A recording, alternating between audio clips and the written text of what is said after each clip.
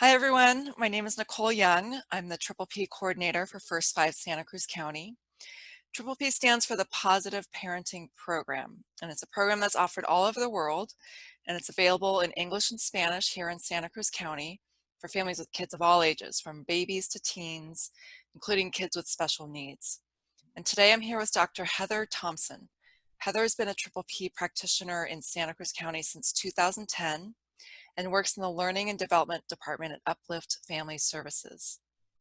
Last week, Heather and I were part of a virtual parent support group that was co-hosted by Triple P, Santa Cruz County Office of Education, and the Live Oak Cradle to Career Initiative. Heather talked about the 5 principles of positive parenting that are the foundation of the Triple P program. Talked about how important it is in times like this when so many families are sheltering in place, practicing social distancing, and trying to balance working from home while also overseeing their children's homeschooling. So we decided to record this conversation again so that we can share it with more parents. So welcome, Heather. Do you want to introduce yourself and tell us a little bit more about you? Yes, good afternoon, Northern California community. My name is Heather Thomsen, and I am a mother of 3. And so I am currently full-time working from home alongside my husband. And we have 3 children, ages 6, 8, and 12, all boys. And so we are navigating our new way of being a family, our new routines, and what it takes to parent while you're sheltering in place as a family. Great. I'm so glad you're here and willing to talk with us today, Heather, about these 5 principles of positive parenting. So do you want to walk us through what these are and what they mean in Triple P and how we might think of these in kind of typical times as well as what it might look like during this sheltering in place? Yeah, great. So the first principle that I wanted to shed a little light on is the creating a safe and interesting environment. And in Triple P, we really think about the word activities and engagement. When children are bored, they tend to act out. And so having a list of all of your indoor activities, along with a list on any outdoor activities, is really going to be helpful. And as a mom who is homeschooling, I'm trying to coincide those lists for credit for school. So one of the activities we did today was to bake a cake. One of my 3 sons had a birthday recently, and so actually baking the cake counted for my eldest child's home ec requirement for the day. So yes, having lots of stuff to do right now is really important, especially as we try and work full time from home. My husband and I switch on and off so that we can put in the hours required for our jobs, but then also take some time with the kiddos and homeschooling. And then the second positive parenting strategy that I'd like to discuss is the creating a positive learning environment. And this is really important, especially as we shelter in place. So spending quality time, we sort of have the gift of time right now. We're thrusted into 24/7 care for our kiddos. It's important to realize that quality time from Triple P is seen as brief and frequent, meaning 1 to 3 minutes a day as often as possible. It's not about going and doing some elaborate activity that may or may not cost money.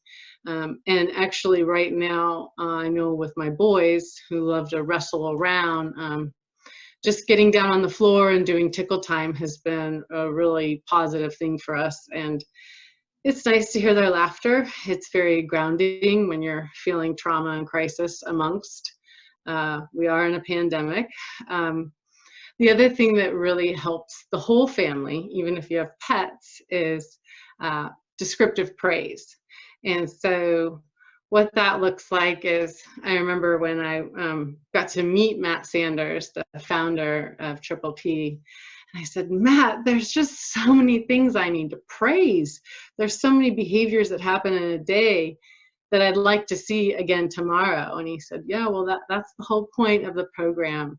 Lots of descriptive praise so that they know what is expected of them and what you enjoy. And physical affection, tickling, hugs, kisses, all of those things are going to be really important for kiddos, especially as we navigate a new routine. So it's not about spending 8 hours, going to do some fun activity, which actually right now we're not leaving the home. But I really want to emphasize that quality time is brief and frequent, 1 to 3 minutes, as often as you can daily. And the third principle for positive parenting is assertive discipline. And with assertive discipline, what I want you to know is that the more praise that kiddos get in their regular routine and days, the easier time they have complying with instructions. And so assertive discipline is, a good way to look at it for right now, because we're all at our homes and we're all sheltering in place, is to establish clear ground rules. And with the ground rules, they're not only for the kiddos, they're also for the adults. So indoor voice is a great ground rule. It's very specific, it's very clear. And it's a nicer way of saying no yelling or shouting.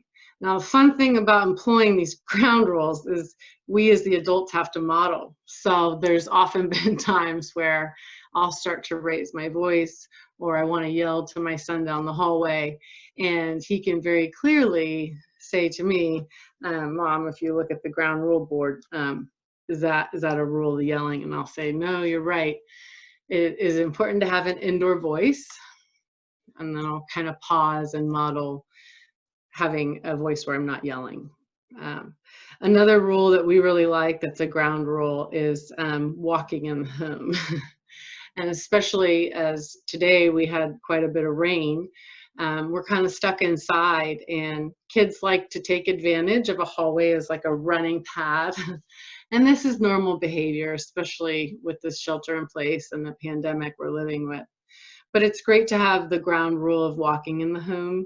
And then you can always just say, hey, Charles, what's our rule around moving? And how do we get around from one room to the next? And then they can say, oh, right, Mom, we walk. And we can say, great. And can you show me what that looks like? And then, of course, praise the behavior for walking. And then the other one is hands to self. And I love this ground rule because I have 3 rambunctious children that are all boys. And hands to self really is helpful when I start to see them going from playing and maybe tickling and kind of putting their bodies on one another. And especially as it may start to escalate, it's good to say, hey, hands to self. And they usually make a game of it like a toy soldier. And then, of course, I can praise, hey, thanks, guys, for listening. I really appreciate it right now. So, yeah. Assertive discipline through Triple P's eyes is really about being immediate, being consistent, and having a plan. Ground rules is one of the strategies and one of the examples within assertive discipline. Realistic expectations. Oh, I'm tired. Realistic expectations and self-care, that's the 4th and 5th principle, are probably going to be the home run for all of us to focus on. And there's expectations for our kiddos as far as developmentally, but I think there's also a whole nother set of expectations for kiddos living through the pandemic with COVID-19. So I myself have lowered my expectations as far as, if they want to wear their pajamas all day, that's fine. Certainly there's days that I might perhaps be in my pajamas. But I always want to emphasize that, I've seen so much with parents getting frustrated with their kids around education and academics. And right now, the communities are urging us to be happy and healthy. And so that's a really important expectation for us right now. And I think it's going to serve us these next couple of weeks and perhaps months. Our nation is in crisis and we have to stick together. So please, please be realistic about your expectations, not only of their behavior, but also as our behavior as adults. You know, working full time, not leaving the house, and raising kids full time and homeschooling full time. Even just naming it is powerful. And we're in it together. The self-care piece, I have been thinking about this nonstop for the past few days, actually, since we had the parenting group. And some of my friends have been saying, well, just take a break. And it's like, well, what's that mean? You know, so depending on kids' ages, you know, can you really go and lay down on your bed for 10 minutes a day or 5 minutes a day or 20 minutes a day throughout the day so that you can maintain your work schedule, you can maintain the home school routine, dealing with children's behavior? We're going to have to get creative, America and Northern California, and I mean that sincerely. Self-care and breaks are really, really what are going to get us through as far as staying happy and healthy. And so I made a deal last night with my husband. We were able to get a badminton set off Amazon. It took 8 days, but it arrived. And we all played badminton, and we had the greatest time, and it was raining, and who cares? And at the end, the kids naturally went upstairs because it was dark and started to get ready. And I kind of looked at him and I said, you know, we're going to have to offer breaks to one another. And so what we came up with is, you know, maybe in the morning I can take off real early and do a quiet walk. Or he'll get up early and have his coffee and maybe play some guitar. But we're going to have to get creative and we're going to need our breaks.